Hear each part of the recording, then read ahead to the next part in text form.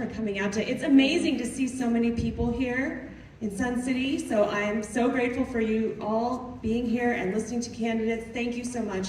And I hope that if you haven't voted yet, you will very soon. We need better turnout at our primaries. That will be key to turning Texas blue. So I just wanted to introduce myself. My name is Jinny Suh, and I am running for Texas Land Commissioner. If there's one thing I hope you'll remember after today is that I'm a fighter, a community organizer, and an activist.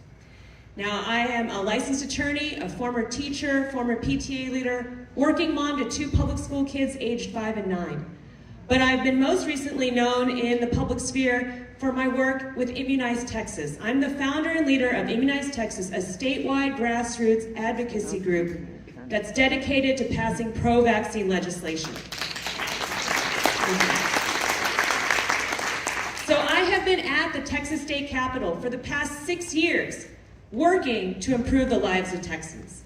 And if anyone has dealt with anti-vaxxers, maybe a friend or a family member, you will know that I am not someone that is afraid of a fight, and I do not give up when things are hard.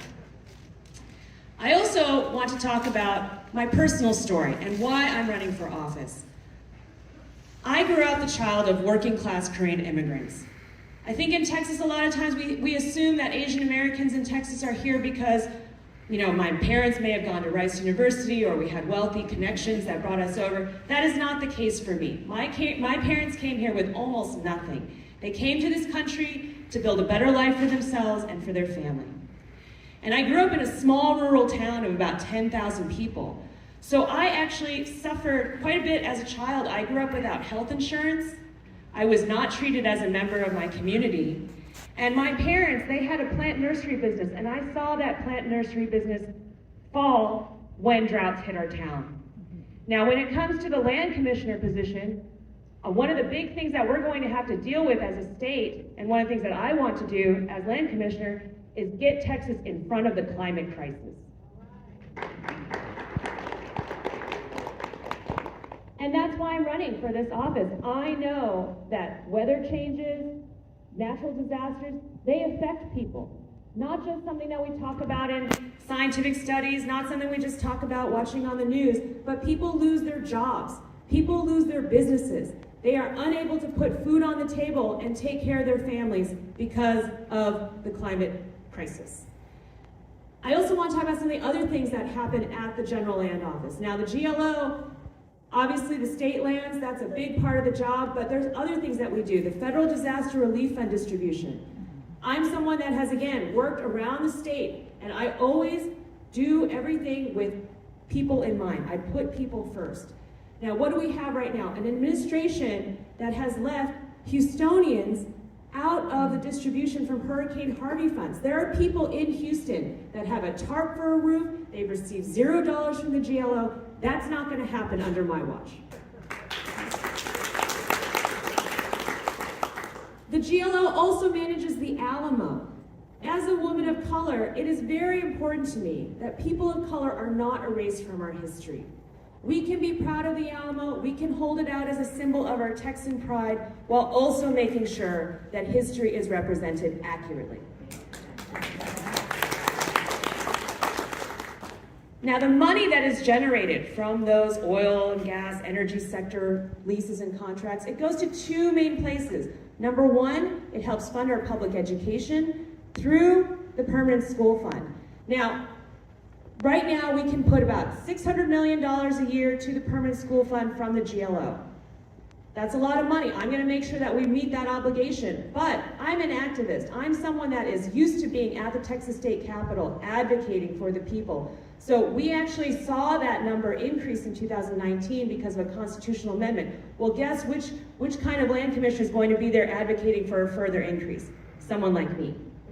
My job duties will not end with just what's under the direct authority of the Land Commissioner office, but also as a person who is dedicated to making sure that Texans are taken care of. You can expect to see me at the Texas State Capitol. You can expect to see me in Washington, D.C., doing everything I can to help Texans. Thanks. And then the other part of the money that's generated, it goes to serving veterans. The GLO handles a lot of veterans benefits. We handle not only land improvement loans, home improvement loans, home loans, but also we manage 9 state-owned long-term care facilities. Do you know what happened during pandemic? Those state-owned facilities had twice the COVID death rate as compared to privately owned care facilities. I have the public health background. I have the ability to manage large projects. I will make sure that that kind of shameful behavior does not happen again. We need to make sure that our veterans are taken care of. And the other thing I've learned is that most veterans around the state don't even know about the benefits that are offered through the GLO. What good is a program if it's only on paper and no one knows about it? I would engage in a very aggressive outreach campaign to make sure that our veterans are aware of the benefits available to them and work with them to make sure that the GLO is accessible to them. And then finally, I know I have only a little bit of time left, I want to talk about the importance of diversity. We need better representation in Texas. We need elected officials and candidates that look like us, that can relate to us, that can understand us. 95% of our growth in Texas over the last 10 years has come from people of color. Asian Americans are the fastest growing demographic. I'm the first ever Asian American to run for a non-judicial statewide elected official seat.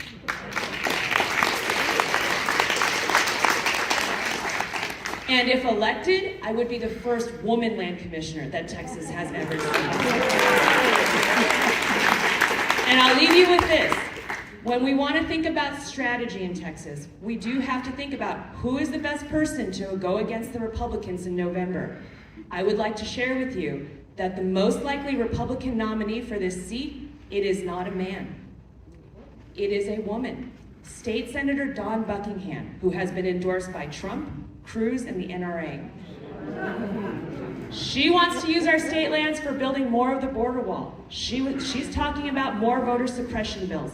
Well, guess what? Who's the best person to go against a hard-right conservative woman like Dawn Buckingham? A strong, progressive, democratic woman like Lisa. So again, my name is Jinny Suh, and I am running for Texas Land Commissioner. Thank you so much for your time.